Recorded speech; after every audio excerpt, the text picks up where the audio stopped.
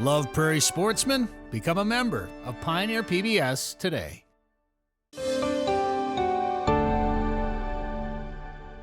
Well, we have 14 blinds. Anyone can take part that's disabled or have a medical condition.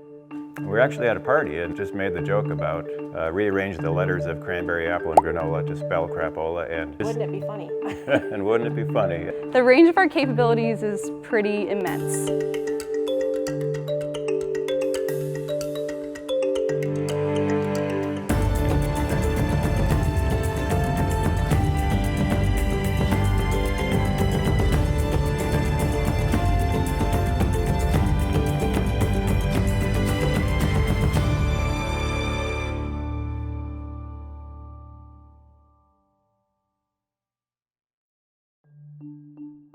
Funding for this program was provided by Safe Basements of Minnesota, your basement waterproofing and foundation repair specialist since 1990. Peace of mind is a safe basement. Live Wide Open. The more people know about West Central Minnesota, the more reasons they have to live here. More at livewideopen.com. Western Minnesota Prairie Waters, where peace, relaxation, and opportunities await. And the members of Pioneer PBS.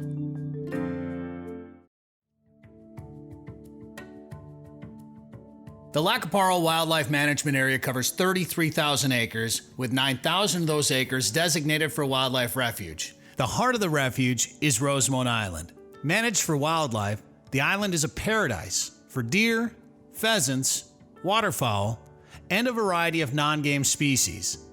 It's off-limits year-round for non-DNR personnel, with only one exception.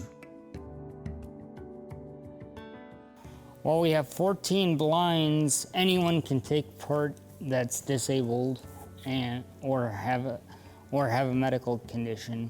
Each fall, the DNR opens the island to a special deer hunt put on by capable partners.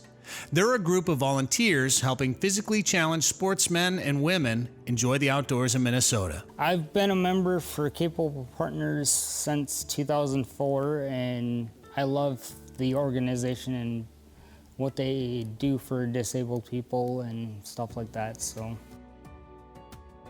to me, it's very important. I mean, it helps people who are in wheelchairs, people on crutches like me that cannot get around very well. This has just been wonderful to be able to be out and do this. Never found another organization like this, so we've only been able to hunt on our own. We have property where we live, but it's not set up for me to do this sort of thing. For 9 days each season, disabled hunters are able to sit in blinds built specifically for them. Oh, it's got a ramp, it's elevated. You can see for a long ways. It's beautiful. There's room for me and my able-bodied assistant. It's just wonderful. The island itself is gorgeous. It's just breathtaking. Creeks and streams and cornfields and high grass and timber. It's just amazing. Ramming speed. Ramming speed.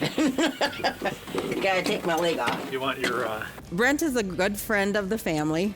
He was another encouraging factor in getting me out here. He's a very good hunter. He hunts on our property at home. He's taught me a lot as far as what it sounds like when deer come towards you, what it sounds like when they're in the timber, what it sounds like, and what their behaviors are. So he's taught me a lot. And he talks to them and he draws them in. He can call to them, and we had 2 this morning that were walking, a doe and a buck. And the road that leads towards our blind, they were stopped at the end, and he bleated like a deer. And the buck who was with the doe, he goes, "Oh, you go ahead, hon. I'm going to check this out." And so he came in and up the road, and he came halfway up the road till he saw our vehicles. And then he goes, "Well, I'll just sneak off this side, come around the side and see what she looks like." And he came all the way around the side until he goes, "Oh, well, that doesn't smell like a deer." So I'm out of here. But he was a big, handsome boy. I don't need a trophy on my wall. That's not what I'm after. I want tender meat, juicy meat, sweet girls.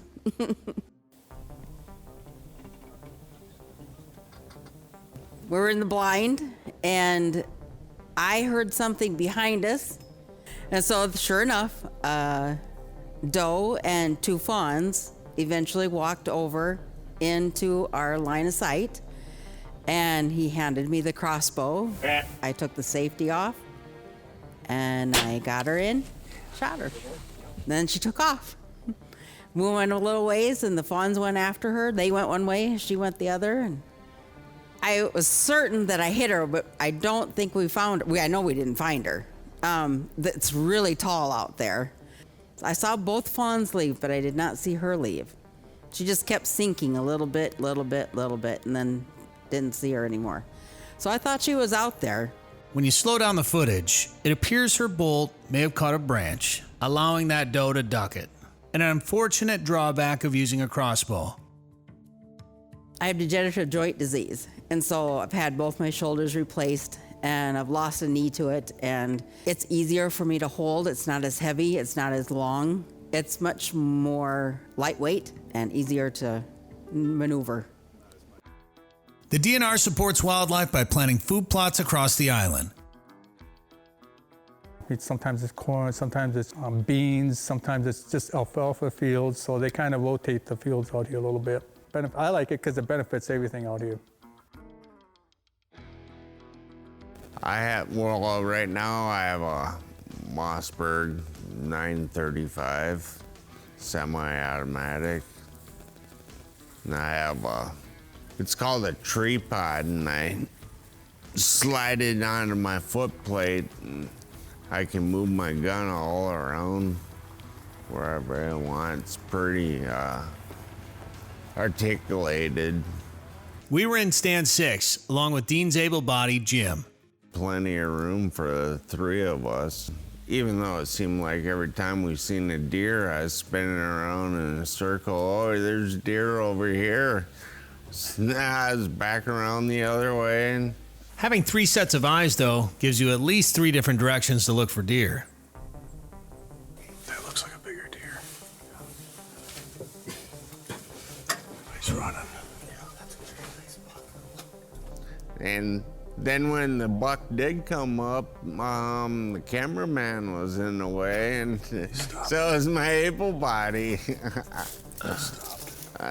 Sorry about that. It's always the cameraman's fault. Yeah, and that's right.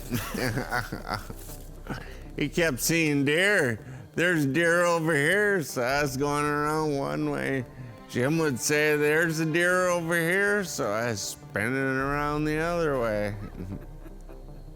Sorry about that. No, it was fun. Even though these hunters have the chance to bag the buck of a lifetime, it's the opportunity that matters to them. You've seen a lot of deer though, didn't you? Isn't it something? Yeah, that was fun. I had a huge buck at 30 yards, but I was facing the wrong way. I turned around and he seen me. It's like a dream hunt. It really is. I couldn't believe it. I just like being out in the outdoors and being out in God's green earth, or God's creation, so. Ultimately, that's what it's all about. But this year was extra special for Lance. Well, here we are, October 4th, afternoon hunt with Cable Partners on Rosamond Island, and the great hunter Lance Tebben bags his biggest buck of his lifetime. He's a 14-pointer, isn't he? Yes, he is. What a big deer.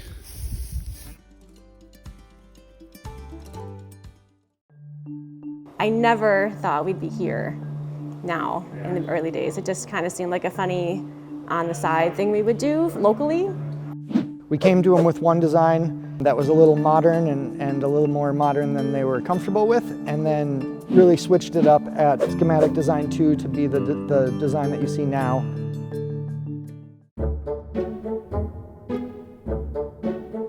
Ely, Minnesota is known as the sled dog capital of the world, the gateway to the Boundary Waters, home of the International Wolf Center.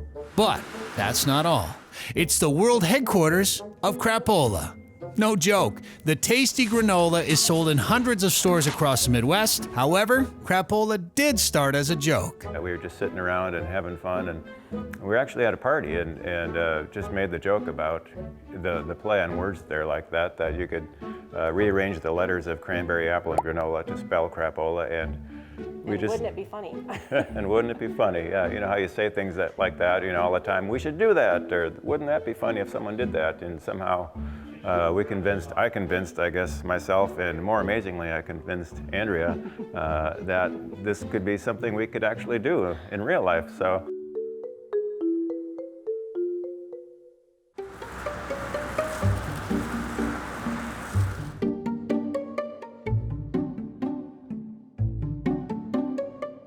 Brian and Andrea Strom were living off the grid on a small farm near Ely with their 2 children. In June of 2007, for fun, they mixed up a batch of their granola, stuffed it in coffee bags, and sold crapola at the local farmers market and grocery stores. One store printed a flyer that made it onto Jay Leno's headlines on The Tonight Show. This is why you hire people coming up with professional names. Now locally made crapola. Yeah, and so literally 4 months after we did this silly thing at the farmer's market, you know, we got this plug by Jay Leno. So, but it was too much too soon. We didn't even have a website. We had nothing. Yeah. So. I never thought we'd be here now in the early days. It just kind of seemed like a funny on the side thing we would do locally. I had no idea we'd blossom into a real full-time business. So it started as the joke, and then from there we had no plan to do anything else. There was no plan to launch a second flavor, but when it came to that time, we said, well, what should we call our second flavor? And then naturally, number 2 seemed like the perfect name. Next in line was a red, white, and blue themed granola called Colonial Times. Kissy Poo followed that. Names related to our digestive systems seems appropriate for a high-fiber cereal. All of our customers are regular. So the ingredients we use include 5 organic grains. We have oats. Obviously, oats is kind of the base for granola. Organic oats, rye, and barley. Puffed rice and millet are the grains we use in the original recipe of crapola. And then we have a variety of seeds. So flax seed is an important one, and we do grind that prior to mixing it in for increased bioavailability and digestion, as well as sesame seeds and sunflower seeds, almonds and pecans, and then obviously cranberries and apples.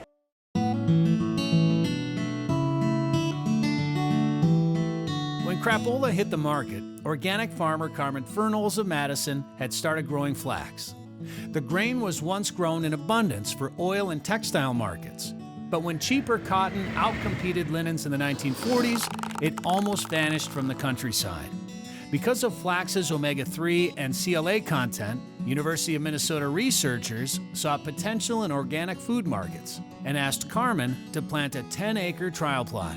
I mowed down 7 of the 10 acres that I planted, but saved the other 3 acres and started a direct market program with a few people. We were putting it into local food co-ops, into some of the local stores, and my wife was always looking at different markets, and she saw this crapola granola in the stores, and she saw the ingredient of flax in there. So she called a gentleman from Ely directly and said, we've got this organic flax, would you be interested? He said, well, we'll give it a try. Last year, Carmen turned his organic operation over to Luke Peterson, who Carmen had mentored when Luke decided to convert his farm to organic. He now grows 500 acres of certified organic grain. We have younger people who are looking, what I'd say, outside the box and looking at the history of their grandparents and their parents struggling with trying to make it on big acres with corn and soybeans, and it's not working. Last summer, Luke planted 40 acres of flax and buckwheat in the Lac qui Parle Wildlife Management Area. What's kind of cool about this farm is that we planted the flax early. It come into bloom and was wonderful for pollinators. And about the time that field started losing its flowers, the buckwheat kind of took over. And it's kind of cool because you can stand out here and you can hear all the humming and the buzzing. It's loaded with bees. So farmers plant about 2,000 acres in the WMA, ranging from corn and soybeans to alternative crops. Cooperative profit share agreements allow growers to harvest part of the crop in the fall and leave the rest until spring, or plant a winter cover crop. WMA manager Walt Gessler points out a corn plot that was seeded between rows with turnips and radishes, which will stay on the ground after the corn is harvested. And it provides a more diverse food source for the deer that are here over the winter. A number of years ago, we found a number of dead deer that appeared healthy. Well, they were only eating corn, and they died of a disease called acidosis. So we started adding alfalfa, for example, to diversify the food that was available to deer. We'd leave hay out for them to eat, so they wouldn't get sick.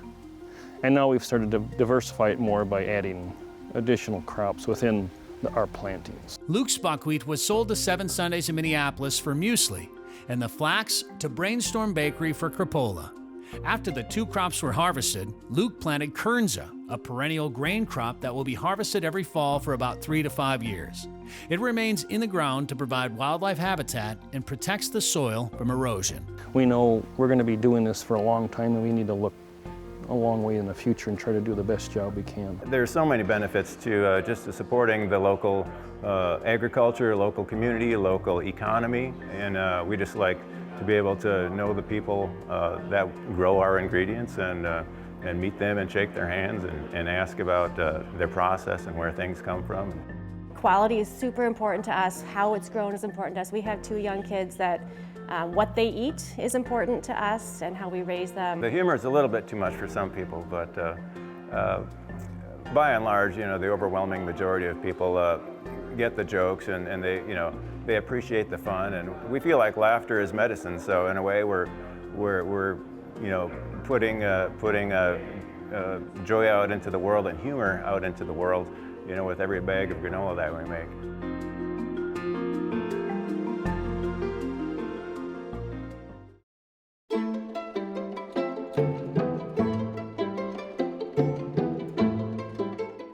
The International Wolf Center in Ely takes visitors inside the lives of wolves. From pups in a den to packs on the move, designing and building this world-class exhibit required skilled workers, from artists and carpenters to engineers and managers. All that talent can be found under one roof at Split Rock Studios in Arden Hills.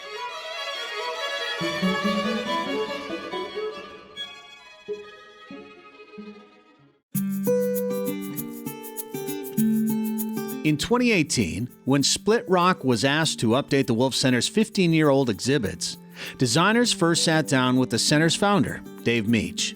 As basically the leading wolf biologist in the world, he was really the one who was guiding us and advising us on the content that was going into the exhibits. But he was very invested. The developer and I sit together and kind of come up with a crazy board full of Post-it notes and lines and all sorts of stuff. It kind of looks like a murder mystery is being solved. But we then come up with kind of the plan of what kind of lessons we want to teach, how to teach those, what kind of style and furniture kind of fits their approach.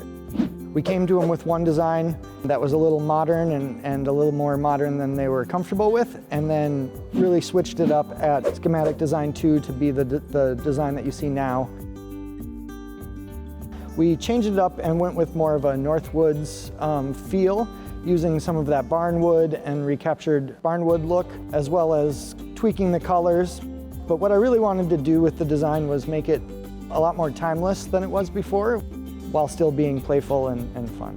We really wanted to humanize the wolf throughout the exhibit, not only pull people into the family life of the wolf and start to see the wolf as in the similarities that you see your family in, but also we wanted to give them a couple experiences that they got to feel like they were actually the biologists that were studying the wolves. So from the activity where you get to pet the wolf's fur and pretend to give it an injection, all the way to the flight simulator that we created for really putting people into the experience of not only researching wolves, but also kind of pretending to be a wolf in certain situations.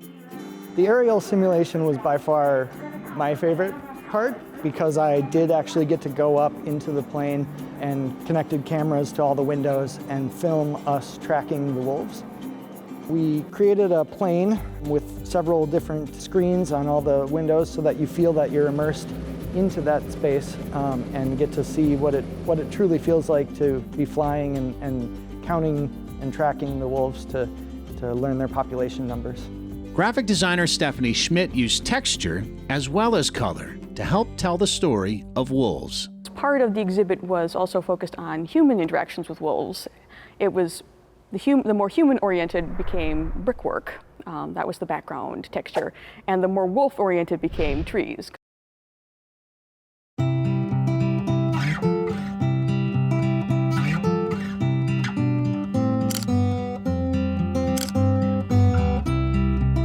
Split Rock was chosen because exhibit designer Chris Wilson had worked with Dave Meach in the 1980s on a Science Museum traveling exhibit. In 2000, Chris founded Split Rock Studios with Craig Somerville.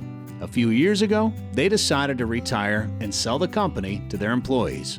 So we personally all benefit from the company doing well, which is only brings good things. The studio's 55 employee owners work in a 50,000 square foot design and build space. We work with everybody from nature centers to museums, universities and libraries, all the way through zoos and aquariums. The range of our capabilities is pretty immense. In our ArtFab studio, we have everything from mural painting to hand sculpting to 3D molding, like you name it.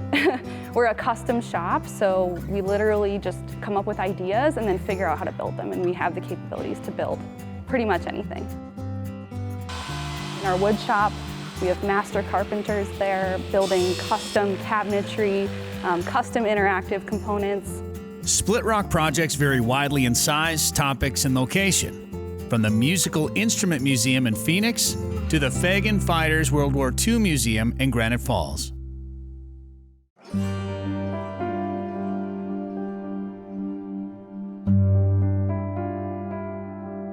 They were really interested in highlighting stories about POWs during World War II, as well as focusing on the Holocaust. And so they had arranged to purchase a train car from Germany that had been used to transport likely both Jews during the Holocaust and POWs. And they wanted Split Rock to both design and fabricate kind of a scene in which to put that, and then also interpret what that was. When we visited Split Rock, designers were finishing up an exhibit to be installed in Texas at Dallas's old municipal building. And that's where the police department was located in 1963 when JFK was shot. Oswald was arrested. He was taken to that building, held there for about 2 days, interrogated, and then killed in that building. There's a lot of intricate chronology about how the press played a role in how the events unfolded over the course of that weekend, and some really bizarre pieces about the architecture of the building and how that kind of put Oswald in the same places as the press and created this really big media frenzy. We have a couple different installations in the exhibit that are really focusing on what that media looked like, what the process was like. The birth of the 24-hour news cycle happens at this point.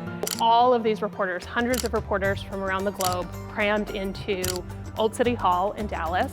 And it is, when you see the footage, it is just completely chaotic. Now going past me, now traveling at a very high rate.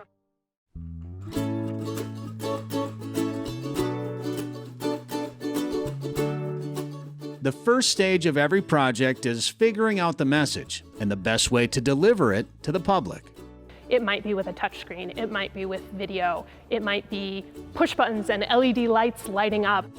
If you want a visitor to understand what cow digestion looks like, you might want to start with a see-through cow. You want to see how food moves from one stomach to the next. So we had a cow fabricated and projected with a short throw projector animation onto the side of the cow's stomach so that you could see how things move from one stomach to the next while you had audio explaining the process. Someone comes to us with something that's just way out of left field. For example, I was asked by the American Swedish Institute, can we get a 20-foot tall Dala horse? And you know, for their budget, it wasn't necessarily realistic to build a Dala horse out of wood, but we used our partner, who is an inflatables company, to create an inflatable 20-foot Dala horse. And so Even if we can't build it here, we have contacts and connections to make it happen. Once a project is finished being built, our builders will actually painstakingly package it in a way that it can be safely transported, and then we will rent as many semis as we need to get it to the project site in one go. When we did a project in Kuwait, we even had to hire refrigerated shipping systems to make sure that the exhibits weren't affected by too many changes in climate as they made their journey out to Kuwait. Every day is something new and creative and requires a lot of problem solving to make sure that it can actually be installed successfully and work well for 10, 15, 20 years in the future. The most rewarding aspect always of any project is seeing it all come together and seeing visitors in the space, seeing them enjoy the things that we've come up with, and just having the reassurance that our ideas are actually things that people find compelling and interesting. It's always so much fun when something that you've started creating that's just first in your head, then on a computer screen, suddenly it shows up and it's a real thing. Every project is unusual in its own way, and it's always fun to discover what that is.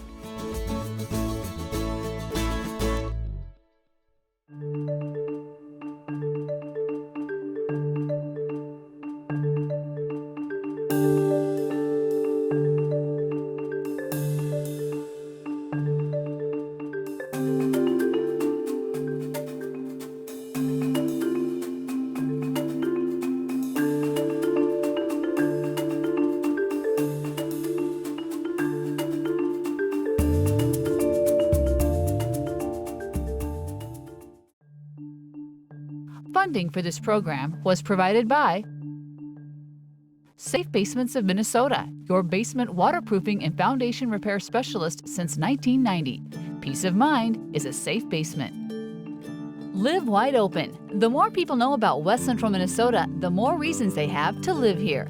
More at livewideopen.com. Western Minnesota Prairie Waters, where peace, relaxation, and opportunities await. And the members of Pioneer PBS. It smells so good in here, you can't not eat something. And